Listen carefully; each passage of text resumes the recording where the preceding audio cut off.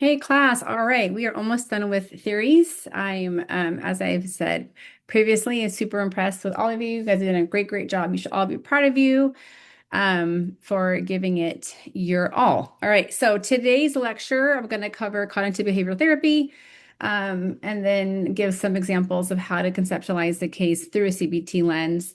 This assignment is just going to be like the other ones, the systemic assignment, and then the humanistic person-centered assignment, which you are going to be conceptualizing a case through a cognitive behavioral lens. Before that, I do want to highlight the final paper that is due the last week of class. It's just like the case conceptualization assignments that we've been doing, but a little bit more thorough. And so you're going to pick a theory, any theory that we've covered in class. So either systemic, humanistic, person-centered, or CBT. Just only stick to those three. And then the paper, you're going to, there is the instructions in Moodle, but just to recap, you're going to do an overview of the theory. So this is the one page describing how the theory conceptualizes presenting problems, symptoms, and dysfunctions. Cite your sources. If you don't cite your sources, it's considered plagiarism. Then what you're going to do is you're going to apply the theory 1 to 2 pages, detailing. I want this to be very detailed through. So how are you going to apply this theory to the vignette? That's in Moodle. So theoretical concepts, treatment goals, and interventions directly to the case. Then the third part is you're going to define the stages or processes of therapy.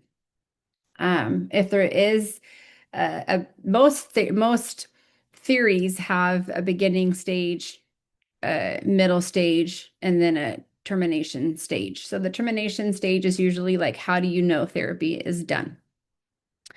And then the next part is the reflections, about 1.5 to 1 page, about the strengths, limitations you find in the theory. Also, please include references and literature that you find. And the last would be 1 page discussion of faith integration, of how faith can apply to the theoretical model that you choose. And that is going to be due the last week of class. All right, let's get into CBT. So cognitive behavioral therapy really is the most researched and most utilized, probably one of the most popular theories used. It's mainly used to treat anxiety and depression. Sometimes CBT has a bad reputation. I actually don't know the literature on this. My personal experience is CBT has a bad reputation because there's not a focus on the relationship, on the therapeutic relationship in this model. However, going back to what Gayhard expressed in the beginning of the textbook, is that any theory you choose really is pointless without the therapeutic relationship. And how research constantly shows it is the quality of the therapeutic relationship that helps to produce the best outcomes and to make therapy most successful. So if you do use CBT, which I was trained classically in CBT in my practicum, and then even as an associate, that's mainly the model that I was trained in.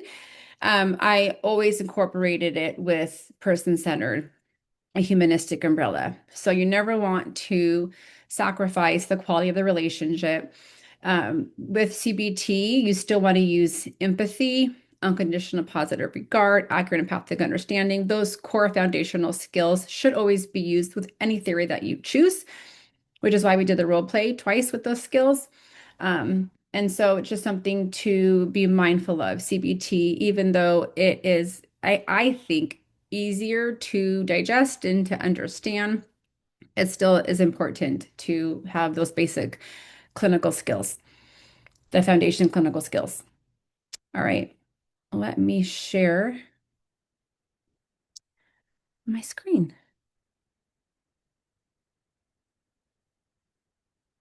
All right, here we go. You should have watched Gayhart's lecture video by now, so this is just a refresher, and I'm going to not focus so much on the concepts as Gayhart already did in her lecture, as more as the application, how we can conceptualize a case. All right, so you have a client who reports that for the past 3 months, she was attending school regularly, maintaining A's and B's, and engaging socially with peers. Recently, she has missed multiple days of school. Her grades have dropped to C's, and she begun isolating at home.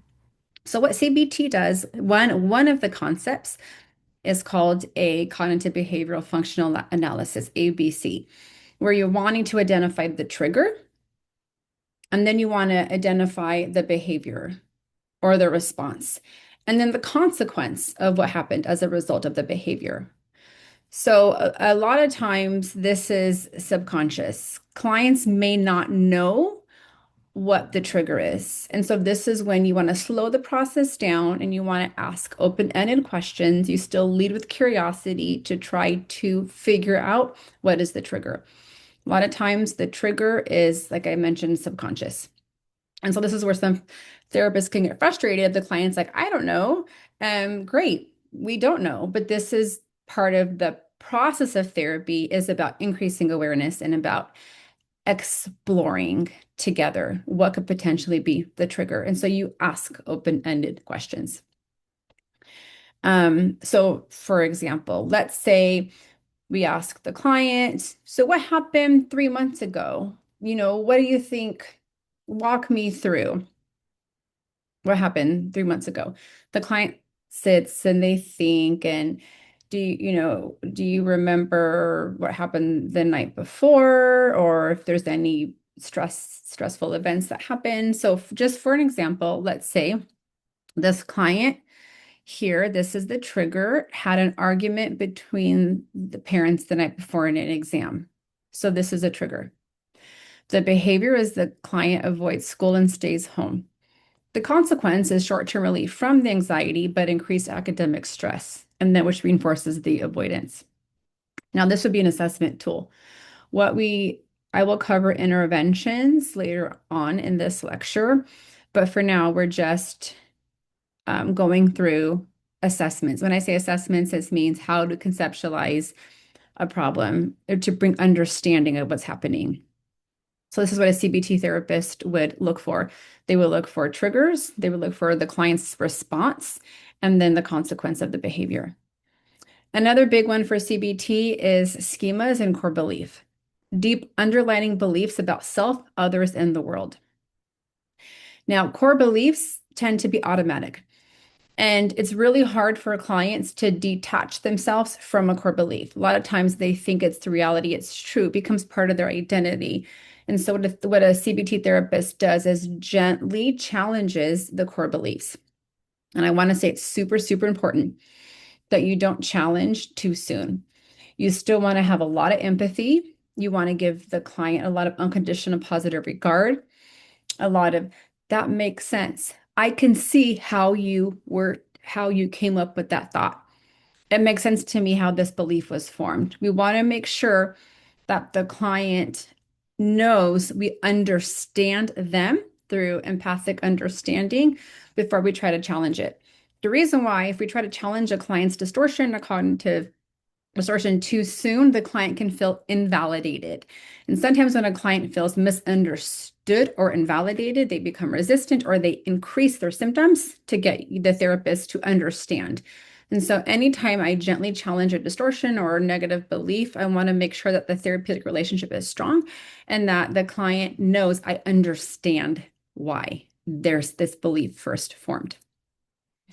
And so here's an example of a core belief. I am responsible for keeping my family together. The schema is the overall view, like the whole narrative that the client sees the world through.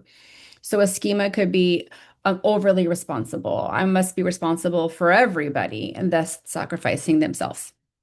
The impact is Client takes on a mediator role and experiences anxiety when conflicts arise. So in this case, this is what happened with the client is her parents were having a fight, then an argument between parents the night before an exam.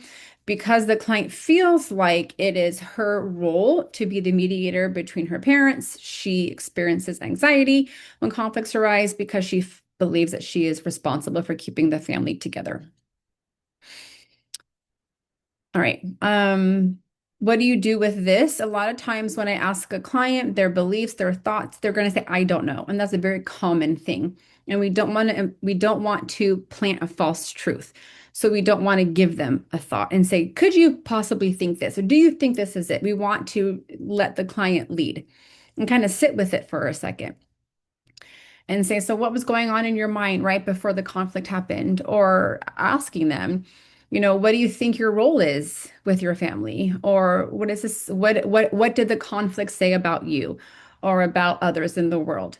And then what I also do is I ask where it came from. It's like, where did this thought first come from?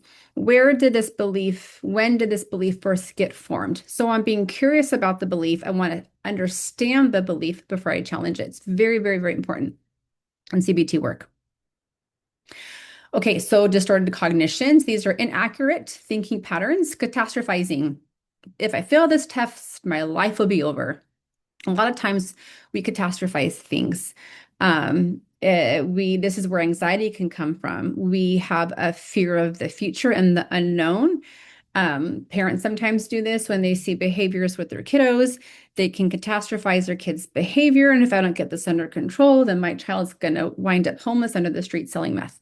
And so they may panic. So catastrophizing is an inaccurate thinking pattern that leads to either anxious or depressive symptoms.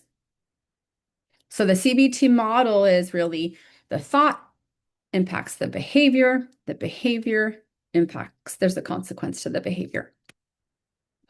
Another one is mind reading. We do this a lot. We think we know what's in someone else's mind. My teacher thinks I'm stupid. All or nothing thinking, black or white. Wait, is black or white a different one? No. All or nothing, black or white. If I'm not perfect, I am a failure. I must be perfect at all times. So all or nothing thinking. And personalization. My parents are fighting because of me. So here are examples of distortions that we as humans can create. They're automatic. They're our default thinking, our default response. We don't sit there and really analyze it. It's just automatically comes. One example I tell my clients is, so let's say an example is someone throws a ball at you. Your reflex is to put your hand up to catch the ball. That's how automatic these distortions in our thinking patterns are. They're so quick, they're so automatic. Another one is irrational beliefs. Irrational beliefs, I must do well and be approved of. Other must treat me well. Life must be easy and fair. Here's some irrational beliefs. For example, the client believes I must always make my parents happy. If I don't, I'm a bad daughter, leading to anxiety and over-functioning in the family system. Another concept is basic id. An example is the behavior, the client avoids the school. The affect is causes anxiety, irritability. The somatic response, headache and stomach aches. Imagery visualizes failing the exam, therefore doesn't even attempt to take the exam because in their mind, they already thought that they fail it. Cognition, what they think is, I can't handle this. Interpersonal, withdrawals from friends, overly involved with mother, and some maybe biology, it's poor sleep or possibly caffeine overdose. So all of these factors influence a client's symptoms. So if it's depression or anxiety or any type of distress, here are just examples of how individuals' somatic response, behavior, affect, and interpersonal relationships can be impacted by their thoughts, what they think about themselves. Okay, here's a little diagram I like to draw to kind of help land this concept. Oh, here we go. Yeah, is that it? No, that is not what I want to do. I want to draw. Oh, here we go, draw. Okay.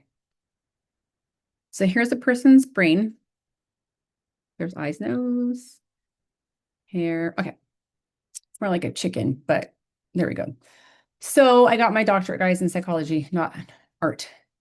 All right. Here we have our emotionally charged memories stays in this section of the brain, the amygdala, stores our emotionally charged memories. And what happens is if we don't have somebody to help us make sense of experiences, our mind, if it's left its own devices, will create its own narrative. It creates its own belief system. For example, if you struggled in school and nobody really helped you through school, the belief you could form is, I am stupid. Another one could be is if your parents were divorced and your dad never took time to see you. A core belief could be is that something must be wrong with me. I am unlovable. If you were a survivor of a sexual assault, you don't have somebody to help you process it. A belief could be I must have done something to cause the assault. Another one with kiddos that were abused, that I've treated a lot of kiddos that were abused. A common distortion they have is I must have done something to cause the abuse. Something was wrong with me. So these are called distortions. These are irrational beliefs, and these are stuck points, things that keep clients stuck. And then the belief, so what happens is when we're trying to interpret, so we have these beliefs that are already kind of forming in our head. Now, thoughts, they hold real estate in our brain. Thoughts are little neurons that actually hold real estate in our brain. And then the more that you feed the neuron, they grow bigger. If you look at Dr. Caroline Leaf shows some brain scans of thoughts, little neurons. And in her research, she shows how changing the thoughts actually changes the neural structure and neural pathways of the brain. So what happens is you have these neural pathways and they literally dictate how you see the world. It's the narrative. It's the narrative you see the world through. The problem is these are clients' reality. They honestly have a hard time believing anything else. So let's say you have a client here who already believes that something is wrong with them. And let's say they have friends here that are hanging out, having a party in a room. There's a bunch of friends here. And then they walk into the room and all of a sudden the friends stop talking. Well, if this client here already believes something is wrong with them, then their automatic default response is going to be, they must be talking about me. They must not like me. If you have that thought, then all of a sudden your body responds to it. Their body's response might be anxiety. You might turn red, might shut down, appear awkward, and the consequences, maybe you run out of the room. Maybe you are so awkward that they're looking at you like, why is this person just standing there not talking? So do you see how the thoughts affects the feelings, the behavior, and then the consequence? So when you do your assignment, look for some of these concepts. Gayhart explains a couple more in the textbook, and in her video, there's a couple more CBT concepts. But this is just a quick overview of how do we conceptualize it through a case. All right, now let's go on to intervention. Psychoeducation is big. Psychoeducation is to help the clients understand the connection between the thoughts in the body and the consequences, and psychoeducation that we can actually change our thoughts. Like I said before, it's super, super important that we validate and attune and provide empathy for the client before we want to challenge a distortion, because for them, it's very real. And a lot of what I do is I want to get into here first. I want to explore, where did this belief first come from? How did this belief first form? Now, mind you, because we're only focusing on CBT for this 2 weeks, I don't want to confuse you, but myself, I often integrate CBT throughout all of my sessions with other theories. So I often use, which we didn't cover in this class, but I'll use narrative, some psychodynamic, I'll use some systems, definitely person-centered, humanistic, Gestalt empty chair techniques. I actually integrate a lot of these interventions in my work, but most of the time in all my sessions, there is some cognitive restructuring that I'm trying to do so the clients are aware of some of the thoughts that are driving their behaviors and symptoms. All right, and this is so automatic. It's our automatic default response. Okay, so psychoeducation is first. Help the client understand how anxiety works. Maybe this is your fight, flight, or freeze response. You may say something like, you notice your heart racing and stomach tightening. This is your nervous system trying to protect you, even if there's no real danger.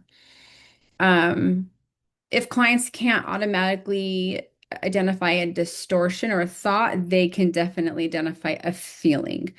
So I would say, what was going on in your body when you walked into the room and saw your friends? Or what was going on in your body when you saw your parents fighting? Making them aware of their somatic responses, their bodily sensations. All right. The next one is a Socratic method. A Socratic method is open-ended questions to have the client come up with the answer. We don't want to give the client the answer. We want them to have the answer. And so here's an example. A therapist gently questions the client's belief. Client, if I fail this test, my future will be ruined. Therapist, what evidence do you have that one test determines your entire future? That's a Socratic example of a Socratic question. You ask the question in a way so that the client can come up with an answer. We don't give them the answer. So if the client says, if I fail my test, my future will be ruined. You don't say, that's not true. That's a distortion. That's not a way to think about it. That is not using Socratic questioning. That is actually robbing the client of the experience for them to challenge their own distortion. What happens very often is if we challenge a client's distortion too soon, they will actually resist it and they will say they will basically be resistant to the intervention. But if we have them challenge their own, they'll be more open to hearing it. So the Socratic question is we ask the client the question to have them come up with the answer.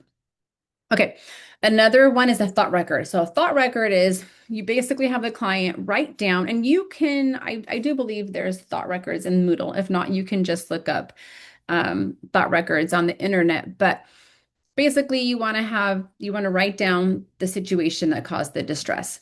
For this particular example, a client failed the quiz. You want to say, what was running in your mind when you saw that F? Now, guys, this is subconscious. Clients automatically know this. So the process of therapy is about exposure and being curious. Client will say, well, I'm stupid. And so then you want to examine the feelings. What feelings come up for you? They'll say embarrassed, shame, angry, nervous. And then you want to have them kind of circle or highlight the feeling that causes them the most distress. For this one, it was shame. Evidence for it. Evidence for you being stupid. Well, I failed my exam, so therefore it must be true. Now I'm going to give evidence against it. So now let's kind of prove this theory that you're stupid wrong. Well, I have passed other exams. And so we're gently challenging a distortion, but do you see the client is the one that is restructuring their cognition and coming up with a different alternative. We don't do it for them. And this is where some therapists get frustrated because this can take a while. The client can really struggle, but that's the therapy process. It's being with the client in the midst of their struggle with empathy and patience. And then we want to get the client to a new balanced view. Okay, so I struggled on this quiz, but I actually can improve and I'm actually not stupid. So this is an example of a thought record you can do with a client.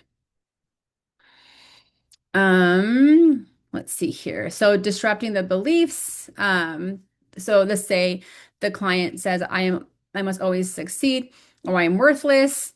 The therapist can say, is this belief logical? Sometimes I'll say, is this a feeling or is this a thought? I'll say, is this a helpful thought?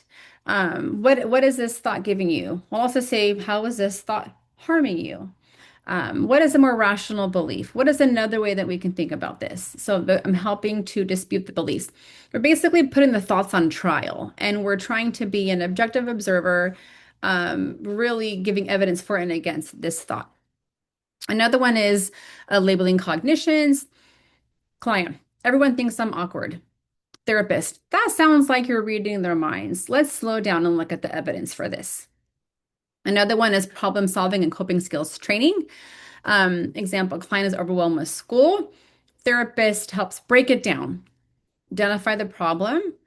Then I can't say this enough. The client is the one that comes up with this.